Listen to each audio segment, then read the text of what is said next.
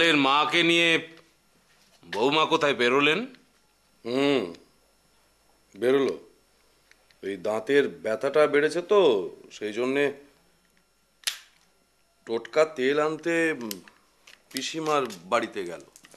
ও, কেন, কিছু বলবে? হ্যাঁ, দেখো মহিম, আমি যখন তেজারতি কারবার শুরু করেছিলাম তখন তুমি 12 বছরের কিশোর ছিলে।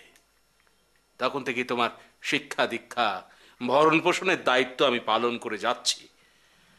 হ্যাঁ, সে ভালোই করেছো।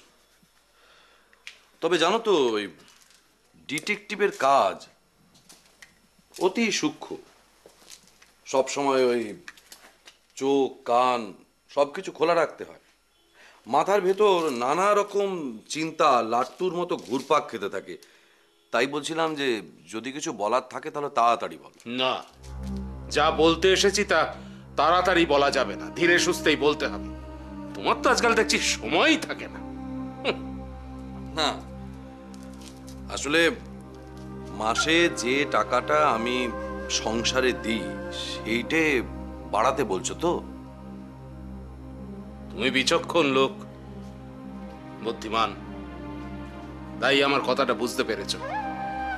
হ্যাঁ, আমি ঠিক তাই বলছিলাম।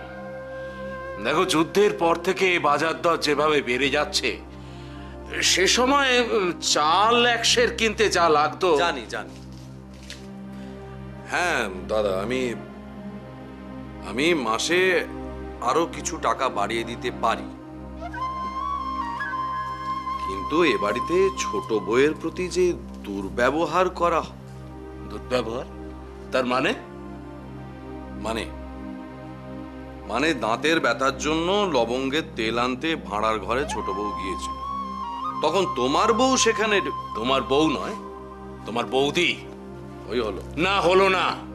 দুটো কথা কখনোই এক নয়। সে তোমার গুরুজন স্থানীয়। ছি ছি মহিম, গুরুজনদের আজকাল সম্মান করতেই তুমি ভুলে গেছো। না না না না না, তোমার সঙ্গে কথা বলতে আসাই ছি ছি ছি ছি ছি ছি ছি।